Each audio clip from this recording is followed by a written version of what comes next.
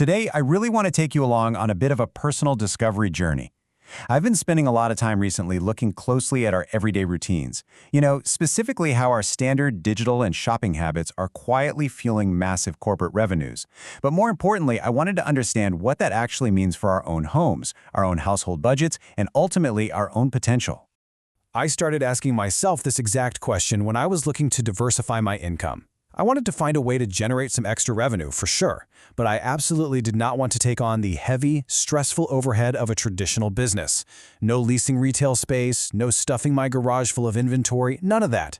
I just wanted to figure out what actually happens when you combine the simple things we do in our households every single day with the limitless reach of the internet. Well, while I was exploring my options, I realized there are three major economic trends converging right now, literally on our smartphones and laptops. We're looking at the explosion of online shopping, the rise of the apps and points industry, and this incredibly powerful concept of duplication. Let's start with the first one. The online shopping industry is massive, right? I mean, just think about how many cardboard boxes show up on your own front porch every week. But here is the crazy part. As more families shift to buying their basic, everyday necessities online, this industry is projected to triple in just the next 5 years. Tripling.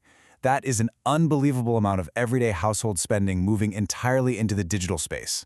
Second trend, corporate America has completely flipped how they interact with us. They're aggressively pushing apps that offer points, frequent flyer miles, or cashback. And why? Because they want a direct line straight into your household. They don't want you wandering into a competitor's store on a whim. They want to build direct, ironclad loyalty so that you just keep opening their app and returning to them time and time again. Okay, let's dive into this third trend because this is absolutely crucial. Duplication.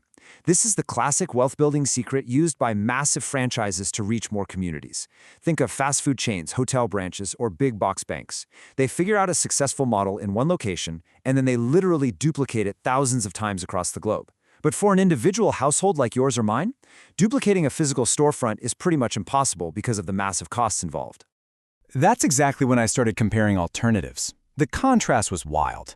I saw that traditional commerce is incredibly overhead intensive. If something breaks down, you need a staff of IT professionals, a physical building, local employees, the whole shebang. But then I looked at digital community commerce. It operates directly from your home office or a laptop at your kitchen table, and it has zero geographical restrictions. You aren't limited to customers who happen to live within a 10-mile radius of your house.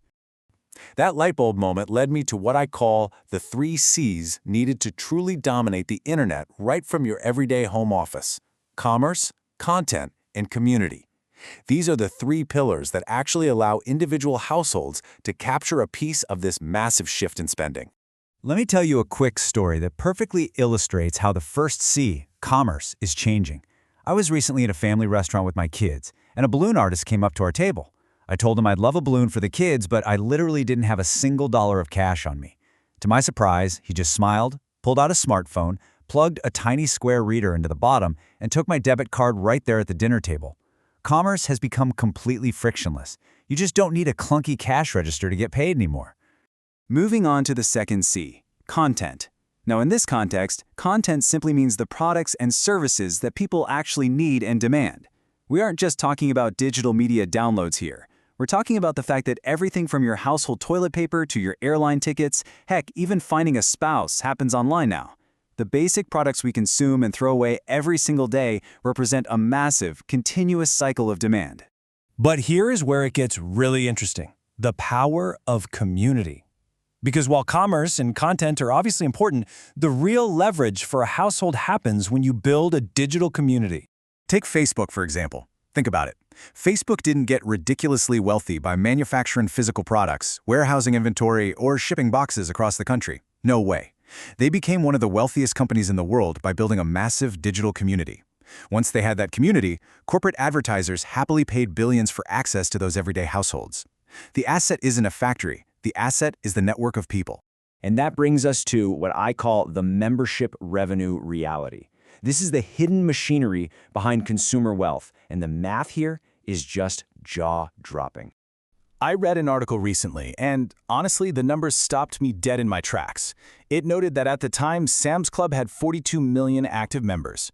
To put that into perspective, that is roughly 10 million more people than the entire population of Canada. Just imagine an entire country plus 10 million more people continuously shopping through one single centralized system. But wait, I did some digging, and the updated figures are even crazier. Sam's Club now has roughly 69 million members, and at an average $80 fee, that's over $5.5 billion a year. And Costco is even larger, with over 81 million members, paying an average of about $97 a year. By simply charging households a basic annual fee for the privilege to shop, these companies are pulling in astronomical billions in revenue. Costco alone collects nearly $7.9 billion annually. Billion with a B. And that is just in membership renewal fees. That is pure recurring revenue generated before a single flat-screen TV, bulk pack of paper towels, or rotisserie chicken ever makes it into a shopping cart. It's an absolute masterclass in how powerful recurring, community-based household purchasing can be. So here's the absolute kicker, the big realization. A lot of people just don't realize that the expenses leaving your household budget every single week are literally billions in income for someone else. Every time we restock our pantries, every time we buy a basic necessity, we are the ones funding the incredible wealth of these large corporations.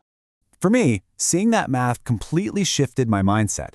I realized that true wealth doesn't come from just having a good job and punching a time clock for 40 years. Your time is strictly limited.